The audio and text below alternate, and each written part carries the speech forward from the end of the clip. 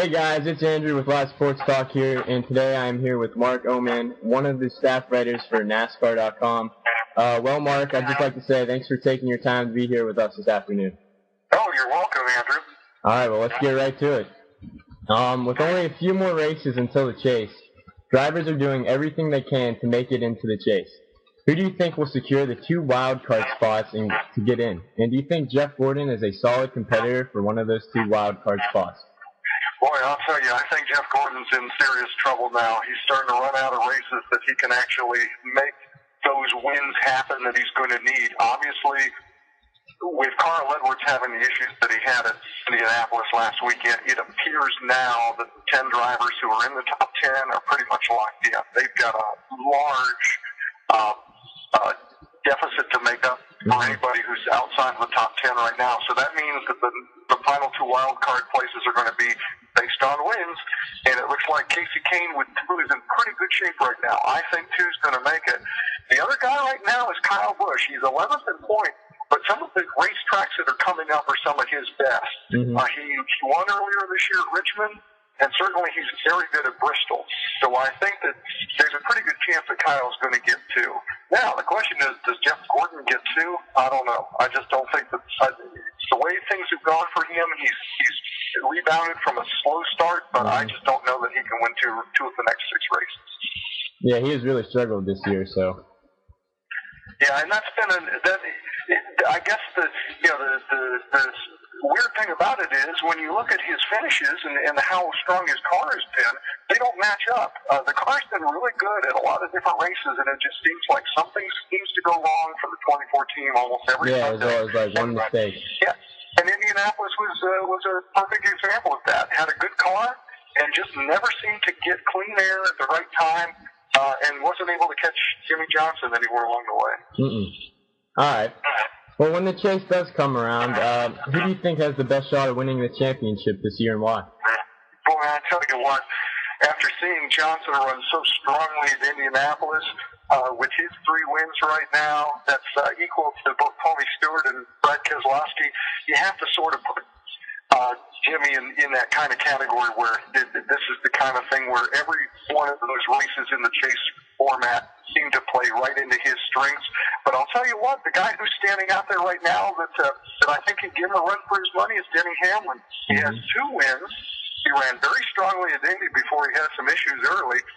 And some of the racetracks that are coming up on the schedule here soon play right into his strengths. You're looking at Pocono, where he dominated before they repaved. Richmond's another racetrack that he's run so well. And then when they get into the chase, those are some of the racetracks that he's been good at. So I think at this point you've got to put Johnson number 1, Hamlin number 2, and the guy who's out there is the dark horse right now, even though he's leading the points, is Junior. I think Dale Earnhardt Jr. has shown the ability to run consistently in the top 5. And even after Indy, he said, we have to win races. That's the only way you're going to win the championship is win races. And he hasn't been able to show that other than that dominating performance in Michigan last month. Yeah, very interesting. It'll be interesting to see what happens. Oh, yeah.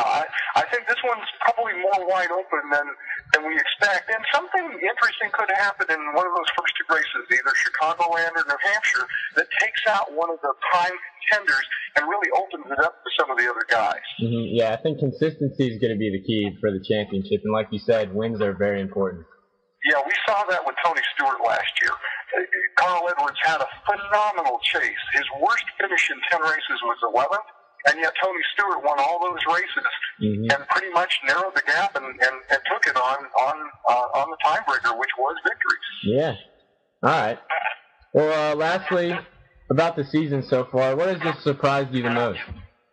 Boy, I'll tell you what. I think Carl Edwards finishing in a tie for the championship last year, despite not winning a race, and then coming out this year and just really struggling almost race after race after race. Even though his 2 teammates, Matt Kenseth and Greg Biffle, have been right around the top of the standings all year.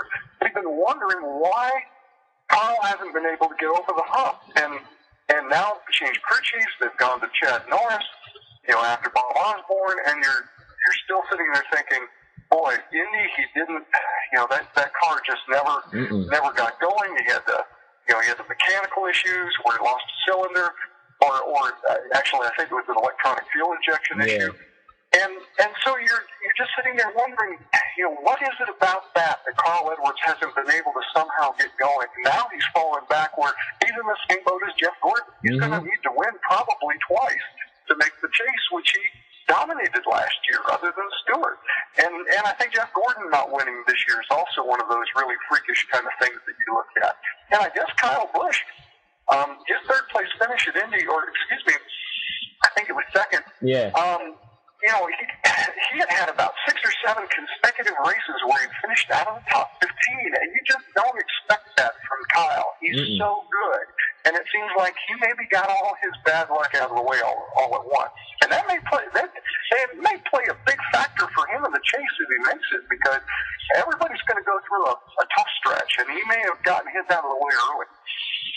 Yeah, well, I thought what was really surprising was that Carl Edwards started on the front row, and then, his car just had problems from the very beginning, and he could never get it going. So no, and that's the weird thing about it for Carl is he's had good equipment, and he's shown flashes, but it just doesn't seem like he can get to the front. And you look at the number of laps led, it's ridiculously low for him this year compared to almost everybody else who's in the top 10. Yeah, well, I thought, since last year when he lost the time, I thought he'd come out this year swinging real hard and try to get that win, but, it just doesn't seem like he has what it takes to get there, so. Yeah, and that's an interesting point that you bring up, Anthony, because historically, the driver who has finished runner-up in the points the previous season has almost like a slump the next year, and we really thought Carl was going to break that jinx, and instead he's had perhaps one of the worst follow-up seasons from what you would have expected.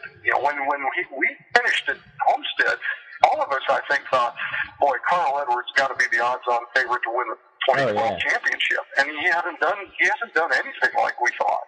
And I think that's I do agree. I think that's the biggest surprise this year. Yeah, and my second biggest surprise, also, like you said, is Jeff Gordon. He's been consistently, past few years, he's always been in the chase. He's always been a competitor. And this year, he doesn't even have a win. He's fighting for a wild card spot. Yeah, and he got off to such a terrible start. He and Casey Kane had such a miserable start right from Daytona. And so they've been in a hole all season long. And it's taken this long for Gordon to dig himself back into the top 20. And even so, you keep thinking, well, here's a guy with more than 85 wins who's going to go out there and, he's going to put together 2 or 3 somewhere along the way, and he just hasn't been able to do it. It's all about the wins. It is. It's all about winning in this current format. All right. Well, thanks, Mark, for taking your time with us this afternoon, and we here at Live Sports Talk wish you the best of luck. Hey, thanks so much for your time. I appreciate it. All right.